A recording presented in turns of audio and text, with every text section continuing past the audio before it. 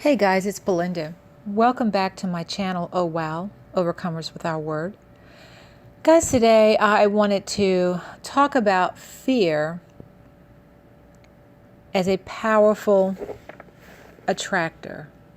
The power of fear.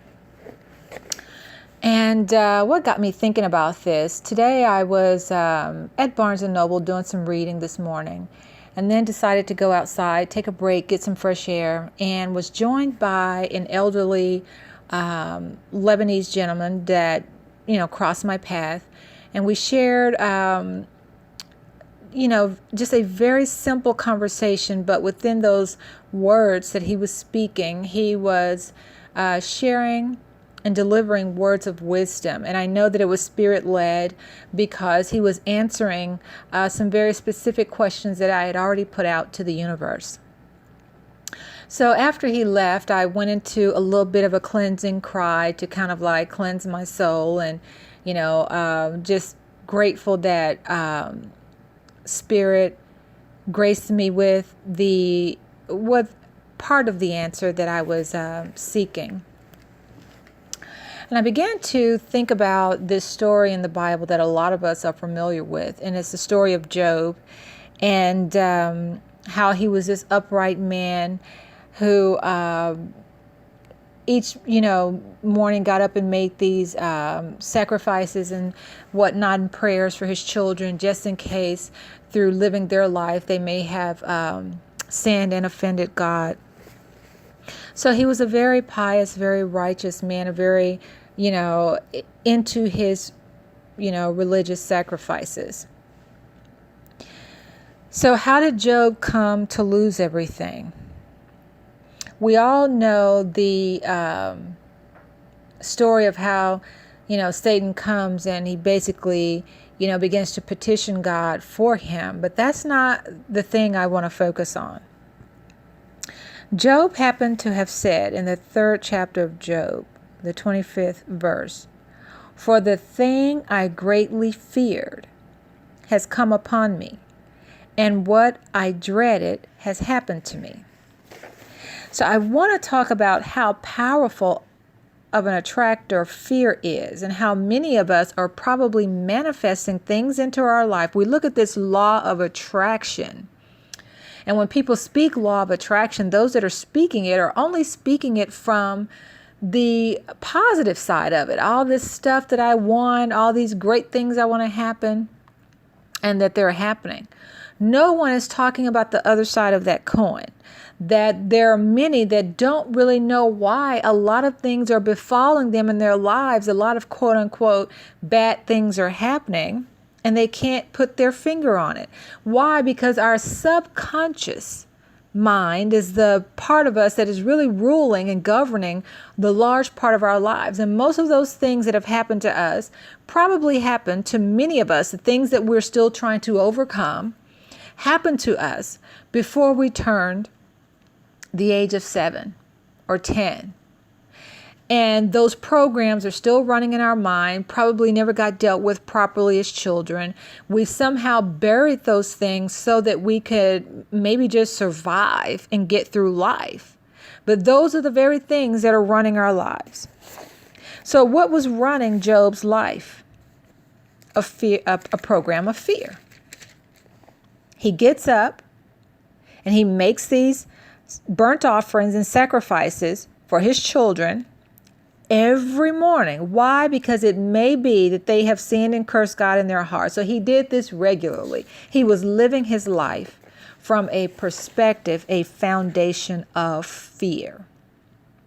Fear is a very powerful attractor because we imagine a bad outcome so vividly in our minds, and without knowing, attract that thing, bringing it to life. So I want to say, imagine how powerful it would be if we did the same thing through love. So that tells me many of us, we're talking about this law of attraction. We're talking about manifesting. But many of us, I firmly believe this in my gut, in my heart, many of us are firmly living our lives from fear, and maybe unknowingly, because of subconscious programs, beliefs, traumas, woundings that have happened early on in our lives that we had to bury so deep to survive. People fear what they don't know. And I say freedom comes from understanding.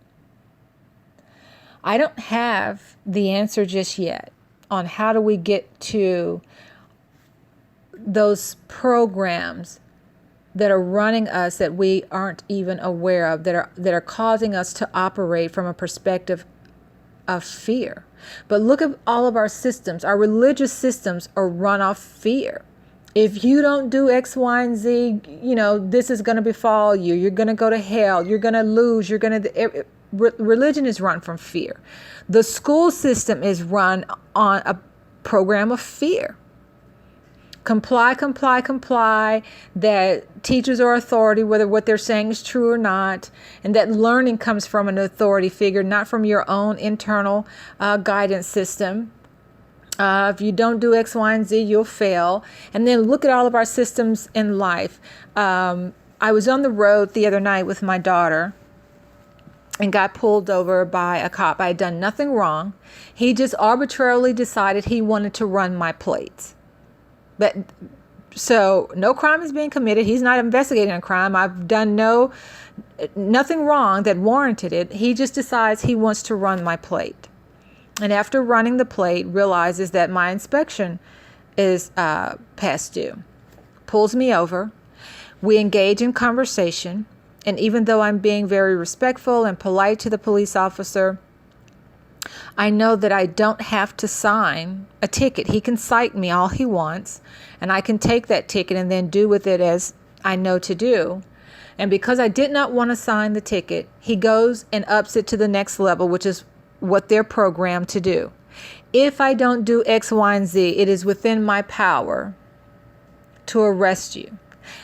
Not because I've committed a crime, not because I've done anything wrong, but simply because I did not want to sign the ticket. So freedom, guys, comes from understanding. We're going to have to get to those areas of our mind and find those programs that are running our lives from fear. And it's going to take maybe a lot of meditation. Maybe it will take some therapy. For some of us, I don't know. I believe for some of us, the traumas were probably so, severe. Because I know a lot of people, and I at one point was one of those people that didn't remember a large part of my childhood because things had been so traumatic for me that I was doing, your mind will do what it needs to do at that time for you to survive, for you to get through it. But guys, surviving is not thriving. Surviving is not living. And in order for us to thrive, in order for us to heal, we're going to have to go into those dark recesses of our mind, those dark spaces, and discover these programs that are simply running our lives from a place of fear. Many of us are manifesting, bringing into this physical world things that we do not want, simply because we do not know fear is running our lives. So guys, I just wanted to share that with you, give you a little bit to think about today. Fear is a powerful attractor. And many of us on this whole quest of this law of attraction aren't even realizing we are attracting destruction into our lives. And this story with Job was, a very good resource for me to put out there, or an example to put out there. The very thing that he feared, why? That's what he was giving his attention to. And every day, religiously, he's making sacrifices, trying to cover his children. And then what happened? The thing that he feared most came upon him.